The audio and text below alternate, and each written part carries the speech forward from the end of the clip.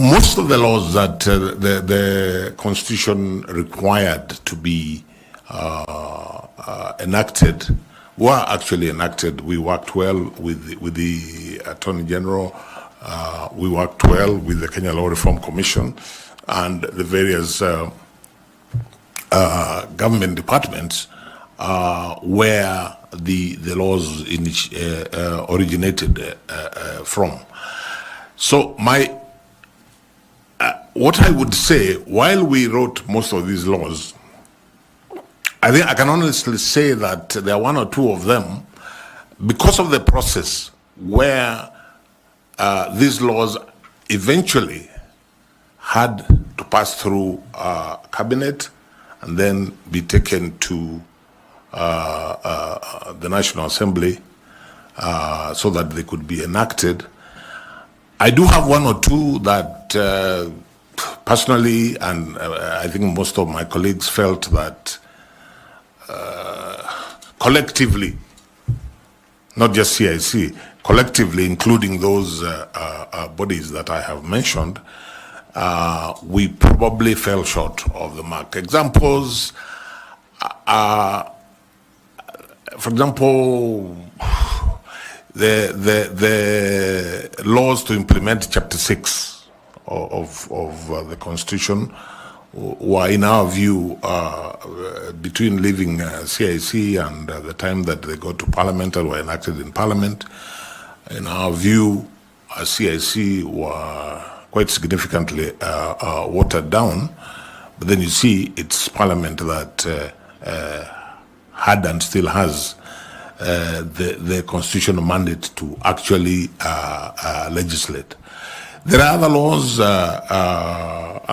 we passed and which faced some resistance and indeed maybe even up to date, maybe because of a lack of will. The best example I can give, which actually touches on the delivery of IEBC's mandate, would be the campaign finance law, which, of course, initially Parliament suspended its effect. Eventually it was passed. There has been an issue with regulations to give effect to that.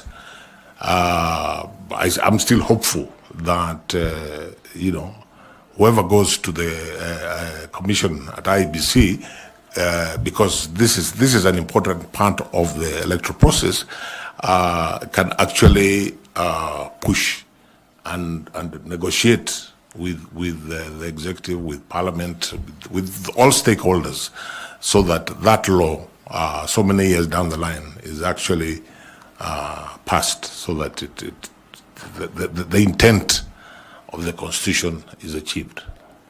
So we can blame you for that. Can we also blame you for 2/3 gender rule and referendum laws, their absence?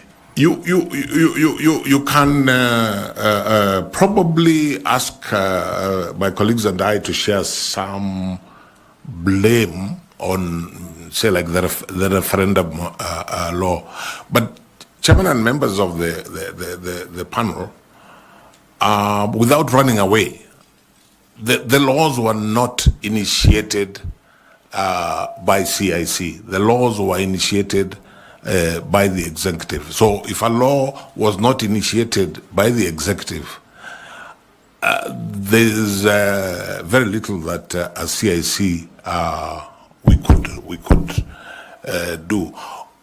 What I would more readily accept blame for, and I think it's just a question of benefit of hindsight, there are laws when we look back, including even the Elections Act, but that's just a question of hindsight is always 2020, and one of the unfortunate, regrettable things was that Parliament had the option to extend the life of the Commission And we even, as commissioners at that time, offered to Parliament that, look, if there's an issue with the commissioners, us, we are ready to, because our term is coming to an end, but we think that you should do one of two things. Either extend the mandate of CIC, which the Constitution gives you the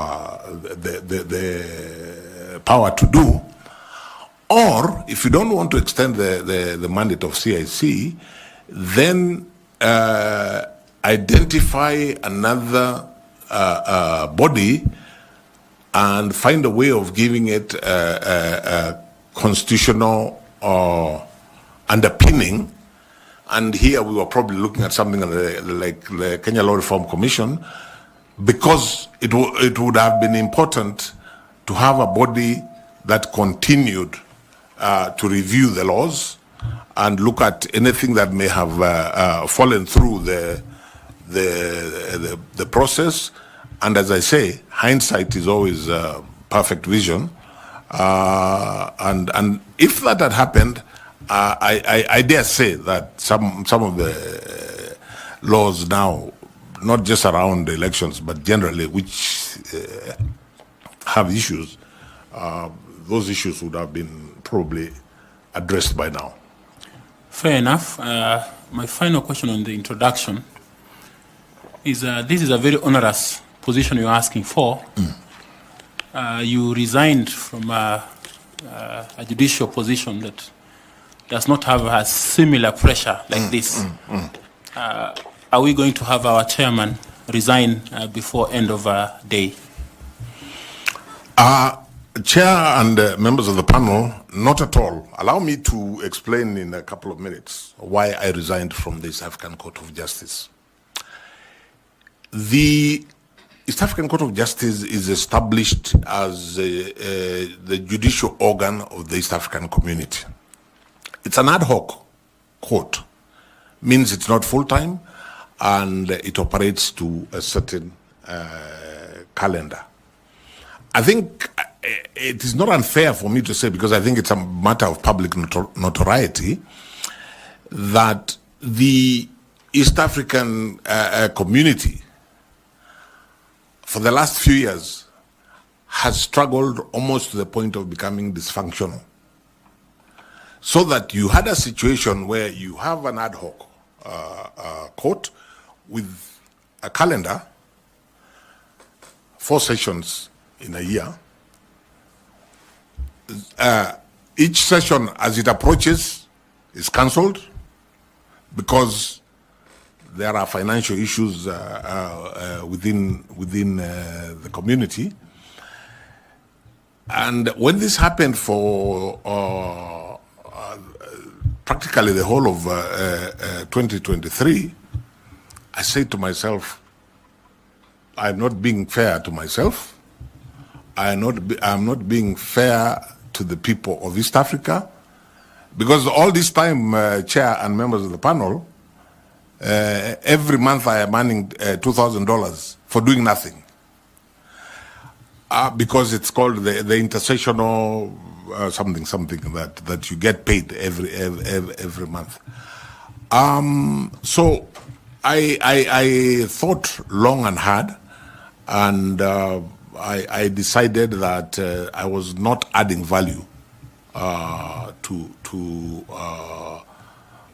the people of East Africa by remaining in a court which is hardly operating. So I then took the step of bringing my concerns to the appointing authority, who the President of the Republic of Kenya, and saying, this is not working. I really would appreciate if I can get the opportunity to resign and do other things. Fair enough. And that's why. So the answer to your question is I do not anticipate those sort of problems if you are to give me the chance to be chair of the commission, so the issue wouldn't arise. So if Parliament doesn't approve budgets that you present, will you be pushed to do? You see, Chairperson, I do not foresee a day when the commission will actually grind to zero, not able to operate at all. What could happen if there are delays or budget cuts and so on is that there are certain parts of the mandate which, but a day, I do not anticipate a day when Parliament will completely say there is no, which is what was happening in Arusha. There is no money, and it wasn't so much about the money. It is a question of what then am I doing here? You see, most of my colleagues, the judges of the East African Court of Justice, are also judges in the national court, their respective national courts. So if you put off the session, it's a bit inconvenient, but they just go on. There is a service they're delivering in the national courts. For those of us who are not engaged at the national level, but just went there on that ad hoc basis, I felt that it was not right to continue, especially, as I say, when you're continuing to earn an intersessional allowance and you're doing nothing. Thank you. Thank you. Thank you very much. Madam Linda, please. Kindly. Thank you very much, Chair. Honorable Justice Nyachae.